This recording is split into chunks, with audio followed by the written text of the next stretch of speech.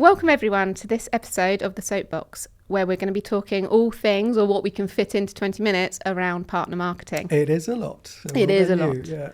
And so I've got two guests with me today. I have Kristian and I have Richard, who both have very different and similar views on partner marketing. So just to get started, Richard, would you like to introduce yourself? Yeah, thanks, Fran. So my name's Richard Eglon. I'm the CMO at Nebula Global Services. My background's been primarily in sort of owner-managed private equity businesses, of which over the last 25 years there's been a big focus around the delivery of services. Perfect. Thank you, Kristian. And hi everyone, so Kristian Blackshaw here, working at AVEVA, Head of Partner Marketing globally, and really inspiring how we can actually re-energize our ecosystem and how we can drive that forward through smart partner marketing.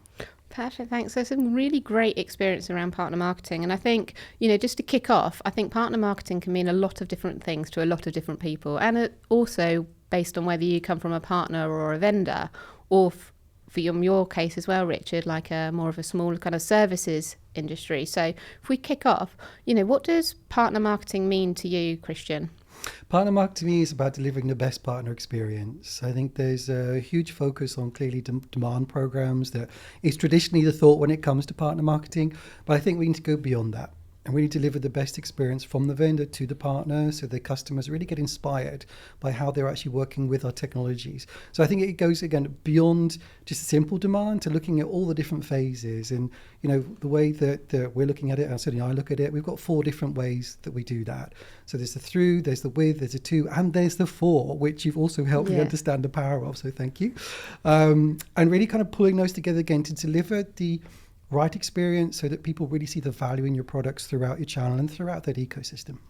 Absolutely. And I think, what's the, from your perspective, Kristian, what's the overall goal you're trying to achieve with that partner marketing? Is it that win-win for the customer at the end of the day and the partner at the same time? Absolutely. You want to make sure that customers are really feeling the energy and the solution and the power and the purpose of what you're trying to achieve as a vendor through the solutions they're gaining through these partners. You want that to be as seamless but relevant as possible. So you want the customers to really understand your product in local terms, in local language, with local reason and local purpose through those local partners, but in a way that's consistent with how as a vendor we want to portray ourselves and our brand. Absolutely. And a lot of challenges probably in doing all loads and loads. It's not an easy thing. It really is something that requires constant check, constant measure and constant assessment, because we have to change and adapt to the needs of the market as well constantly.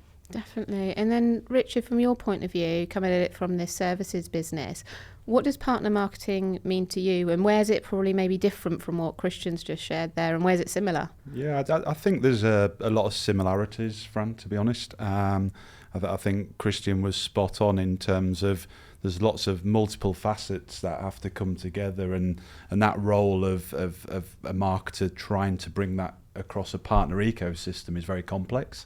Yeah. And if you add on new elements around D&I and AI and generative AI and things like sustainability now and ESG, it feels like the role of a partner marketer is just got so broad now. And what we're very conscious of, and speaking to Kristian earlier, it's very much we don't want to be sort of a jack of all trades and master of none. We're very, we're senior in our roles, but we're very passionate at what we do. So I think from my perspective, partner marketing, the way I've sort of evolved with it over the years, has been very much where I haven't been in that sort of vendor MDF led world. We've been very much around owner managed businesses and sort of private equity based businesses, where we've actually brought to the table, instead of bringing just financial funds to the table to our channel partners, we've brought ourselves. Absolutely. And our skill sets and our expertise, and we've just tried to sort of spin it on its head, if you like, in terms of what we do and how we do it. And I think now we're in more of an outcome based industry. Absolutely. I think we're going to see more and more of that. We're seeing that demand becoming the norm. In the past, we were delivering services as a white labeled service in the background. now they're leading with companies like Nebula at the forefront of sort of that best in practice. And I think a good analogy that Kristian mentioned earlier was like the Intel analogy. Yeah, right. Yeah. Intel inside. Exactly that. So I think that's from our perspective, and for us it's about we call it community marketing. Okay. So partners is all about building an ecosystem we talk about, and but it really all stands for the same thing. You're trying to build a community based on trust initially, and then that trust is what puts you in a much more sort of fortuitous position to really drive change. No, I'm so glad you brought that up, because that's one thing that we were talking about earlier as well, which is something I think is important for everyone, is it really starts with trust. Definitely. Because until you've got the trust, you won't have the accountability. And without the accountability, you won't get the results, right? And it applies to everybody's daily lives and everybody's interactions. And I think when working with partner organizations, it kind of takes that to a hyper version of itself. And the fact that you're not just dealing with an individual, you're dealing with an organization of individuals. And not only have they got to trust you, they've got to trust your brand. And they've really got to be able to think of you as a trusted partner in the same way the customers need to see those partners as their trusted partners. So it all becomes part of a trust ecosystem, you could look at it. Yep. Definitely. And I think you've both brought up a really valid point, is when we're looking at this, it is partner plus vendor equals more than the sum of the two parts, right? And I think, are you seeing a challenge out there still in the market where people can be tended to go to the market just on the technology, for example, just trading on the name of the vendor and not bringing in that extra component, like what we call it the partner value delta, or maybe it's a superpower in other language, right? But are you still seeing that as a challenge? And how can we help that challenge? Let me jump straight into that one, because that's like a hot topic. So AVEVA, we've just restructured our whole partner ecosystem to address some of that. Okay. Because I think we should underline the fact that selling AVEVA and selling software solutions is highly valuable, right? So there's a role for everybody here, and selling our solutions is as valuable as servicing them and integrating them and utilizing them and embedding them, right? So we shouldn't undermine the value. So we've actually created 3 different sections. And I think that kind of helps us understand the value and role you play, so that they can play in areas that make sense for them. So, for example, we have a sales support area, which is really about the people that resell. Yeah. So they're making a business on how they're reselling our product and how they're providing that value to the customer, because there is. Then you've got the partners that are integrating and servicing, right? And that's also a valuable part of this whole chain, right? Because they have their own part to play there. So they're the ones, like you're saying, they're adding more, maybe. Absolutely. Going deeper on those services in those local places. And then you've got the solution provider that's then taking that even more extreme.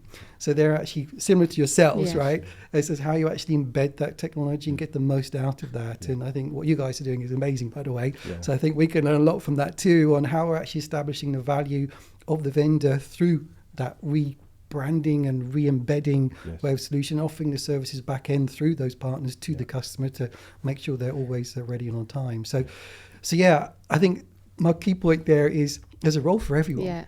And I think it's about defining that role and then learning as a partner marketeer how you best embrace that personality and persona to actually get the most out of that relationship. Because everybody's different and everyone's got their value to play in that whole ecosystem. So I just want to underline that. Definitely. And I think it's about using that to differentiate in the market, right? Because if there's lots and lots of partners just going to market as an AVEVA partner, as an example, right? Where's that differentiation into the customer to deliver what you said, Richard, around that customer outcome? How can we bring that specialism of the partner plus the vendor together and really drive towards those specific outcomes, right? I think again it's a good point. The channel's been evolving for a number of years now, but it's really it's accelerated massively over the last couple of years. And to Kristian's point, I think those you've got incumbent vendors out there and OEMs who are actually looking to disrupt, so a bit like AVEVA and what the guys are doing over at Kristian's place there. But a lot of because we've been in a vendor-led market for so long, the dynamics are changing. Definitely. And they've changed, right? They've changed, if we're being honest. And nobody cares really what the badge is on the tin anymore. Nobody really cares. They're after an outcome. And what that outcome drives is very much those companies that can disrupt and aggregate more and bring something to market much quicker and be much more relevant to the outcomes that the end clients are trying to achieve. They're the ones that are really sort of I suppose getting ahead of the competition. What we find speaking to a lot of partners at the moment is there's loads of opportunity out there, but it's very static in terms of how quick it's turning that opportunity into revenue. Yep. Absolutely. So we've built an industry based on product, right, and technology, and we're all here today because of that, right? Yeah. And we're proud of that. But actually, the issue we've got is I think partner marketing at the moment needs to catch up with the changes, and it's a sort of a gift to give from people like myself and Kristian now, where we can actually say to the market, okay, well, we're changing the models. We're doing it at Nebula, and I know Kristian's doing it at AVEVA after speaking earlier. So I think for us today, I think sort of the bit of advice I would give to sort of partner marketers out in the industry is you've got to almost tear up the rule book. Yep. And if you're going into a solutions and services sell, time to revenue might be 18 months, 36 months, right? So we're not on a product life cycle anymore. We're selling based on the trust aspect. Yeah. We're selling an outcome, and that outcome is going to be more sort of multi-vendor environment. It's going to have multi-technology. It's going to be on a sort of more of an OPEX-based consumption model, right?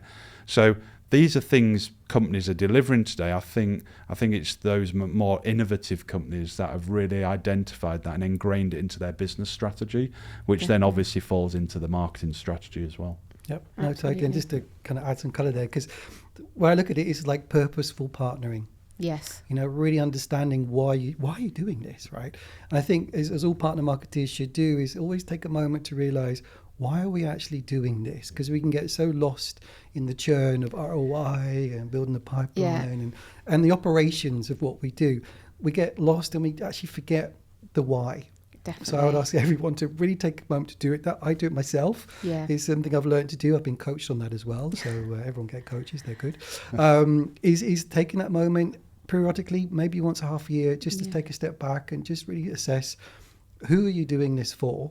And understanding actually it's about the customer outcome, and then taking it a step back and realizing that beyond the data is actually the purpose. And I think that's something to really be super focused on, whatever that purpose may be. Yeah, and I think that purpose is spot on. Definitely. I think that the purpose aspect, like you say, gets lost with all the campaigns that are running, the quarterly campaigning.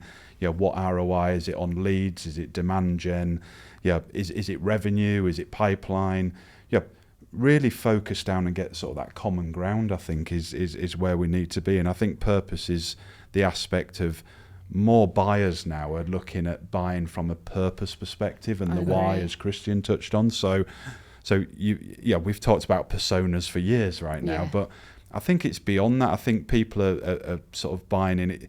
I call it's P2P marketing. It's people to people. Yeah. So regardless of all the buzzwords that we talk about all the time, that's something that will never change, right? Yeah, it'll get enhanced with AI and how data can be sort of utilised in a way that brings enhancements, of course. Definitely.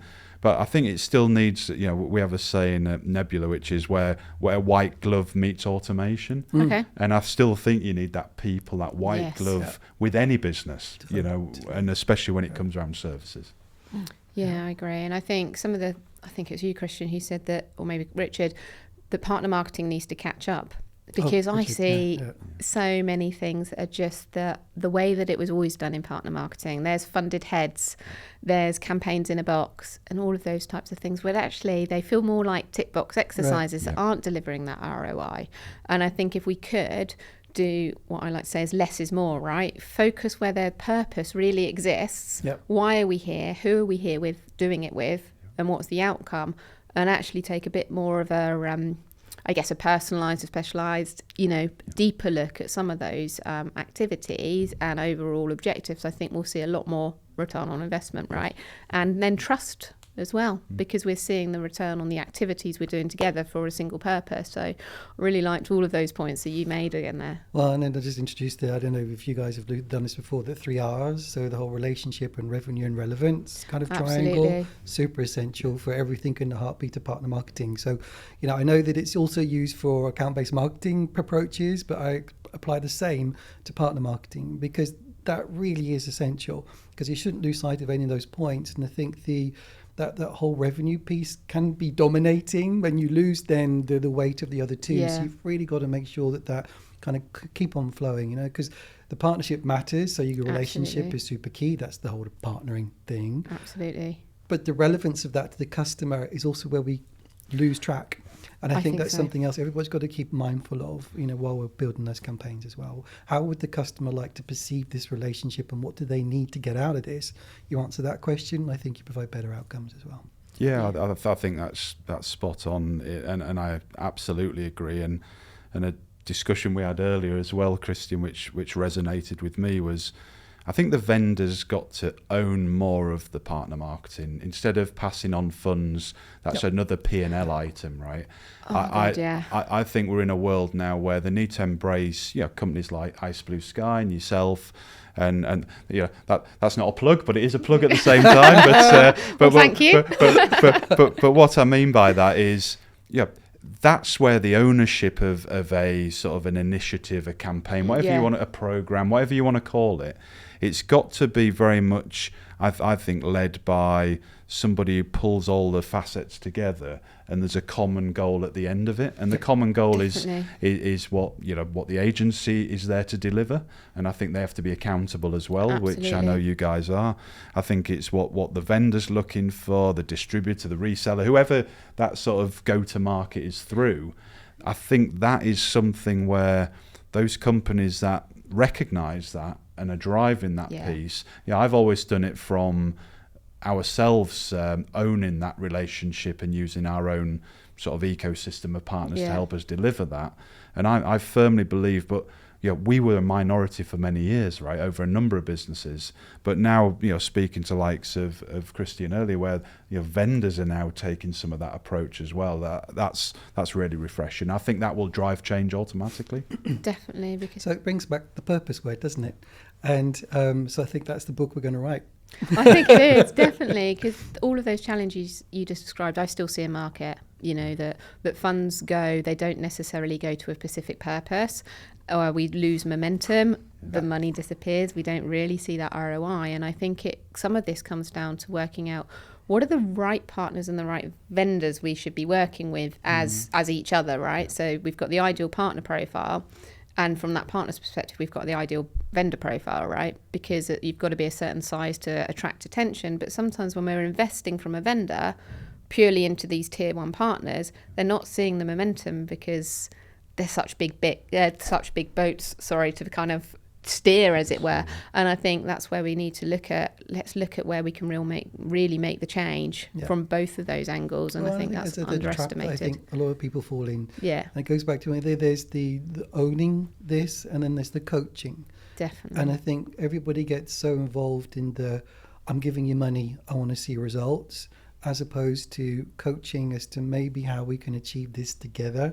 And that's that trust building again. And I think that's maybe something I advise everyone to focus on, is think about that trust thing. And are you coaching your partner in how they're moving forward and how we can be successful together? Are you sharing and being open about what you're trying to achieve? Or are you just asking for results based on what money? If you're doing the latter, maybe you're not going to see the best result. And that gets lost. And that's the whole thing that in my last organisation and the current organisation I'm in, we kind of got a lot more involved in as well. And perfect plug for partner advocacy is giving the partners more voice, giving them more, places and platforms to share and thought and use that to actually help you get better. Definitely. And that's they're the experts in what they do, right? And as tech companies, we're exactly, and we say we're experts in what we do, right? So we need to practice what we preach, and we need to bring more ideas around the table, because more ideas you've got round of creative minds, I think creativity is key to differentiation as well. Definitely. And we forget that when we're tied up in a lot of partner programs. Well, and I'm going to say purpose again, sorry. Fine. I do like, it's important, is particularly with what you're doing and what our organisation does as well. It really is about delivering different outcomes for the world. Yeah. Right, different environmental benefits, really getting the sustainability thing working for everyone. Yeah. And I think we can lose sight of those things pretty quick as well through all of the kind of the milling and the operation work that we do. So going back to that and truly delivering on that to make it a better world. It sounds cliche, but that's what we're up to. It's so really kind of a core principle that we can't lose sight of. Yeah, I think exactly that. I think the piece where the narrative, when you speak in peer-to-peer with other partner organisations, the thing I've noticed is, for us, our purpose is to build a more sustainable channel community, right, that we serve. And we can do that bit by sourcing local, source responsible, source ethical. And that's something, that is our purpose, that's our why, as to your point, Kristian. So what we need to do then is saying, okay, well, that's not just a phrase on the website and that's our purpose that we've written out. That actually came from the DNA of our company. That's from our people, right? And our partner network, we asked, what's important to those guys? Then we've got to deliver on that. So, we're in the process now of piloting a number of schemes, which I hope to speak about at the symposium that we're doing in the next month or two, Fran. So we're trying to learn every day. I think every day's a learning day, and as soon as you stop learning, and I think as I get older and a few more grey hairs, I just want to be around like-minded people with the same values. And I think what we're seeing is there's sort of some movements happening, and it's not about being an eco warrior, or it's about you just want to do the right thing. So the right thing is about running a sustainable business. Sustainable is being more. It's more than environmental. It's doing the right thing around your DE&I. It's the values. It's being leaders in that business. It's sort of recognising that, and once you get that momentum, it's really infectious. And I think coming out the back of the pandemic, and there's been sort of the global sort of political issues that are going on at the moment. Well, we need to keep focused as business leaders to drive through that. Tech businesses normally in a downturn do well. If we think of 2008, technology comes into its own. This is the first time in 25 years in this industry I remember that all the sort of external factors that have influenced our businesses has hit us all. Yeah. And it's hit us all really in a really hard manner. But what that does bring is opportunity.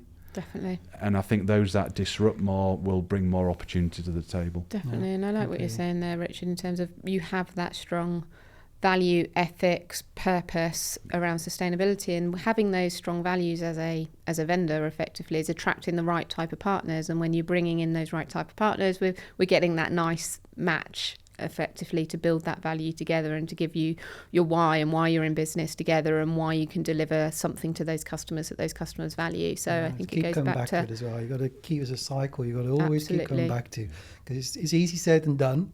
Yeah, it's a tough one, but you got to always keep revolving and making sure that you're staying true to that as well. Definitely. And looking at, it's quite inspirational when you work for an organisation that is really living those. I mean, you guys are, we are. It's amazing. I caught the train to London, everyone. So from Amsterdam, it was a give long you some journey, context. It was worthwhile. So no, it's something that we truly believe, and I think again, I don't say the P word again, but it's about driving that through. Definitely. And not getting lost in the mechanics of what we do as partner marketeers. That's essential. Well, that's a good point, because it's got to be authentic, right? So everything you do has got to come from a genuine starting point and be authentic. And to be authentic, you've got to follow it through, to your point, Kristian. And that's what drives the trust that we said before. So it's very easy when you sat here sort of talking about these things, but actions speak louder than words. Definitely. And I know some of the things now AVEVA are on my radar. I'm going to be sort of tapping into Kristian and understanding a bit more. So and that's what these things are about, right? Is coming together with like-minded people. 100%. And I think just to kind of round off, because I know we're probably at our 25 minutes now, like Kristian, final thought that you want to leave people with? I don't repeat myself. Stay true to your purpose. Really don't lose sight. That's the most important thing. Perfect. Richard? Yeah, I think for me it's just be authentic. Perfect. And I think for me, I think we've had a really good conversation. So thank you, Kristian. Thank you, Richard. I think, covering off, what is the value of that partnership effectively, and making sure that you're attracting someone where you're delivering a purpose together and there's a real why to your relationship, and then looking at, well, what's the best way to deliver out on that? Don't get caught in the traps of just doing things for the sake of doing things, right? Let's always ask that why question. Yep. So thank you both, and thank you everyone for listening, and we'll speak to you again soon. Thank you. Thank you. Bye. Bye.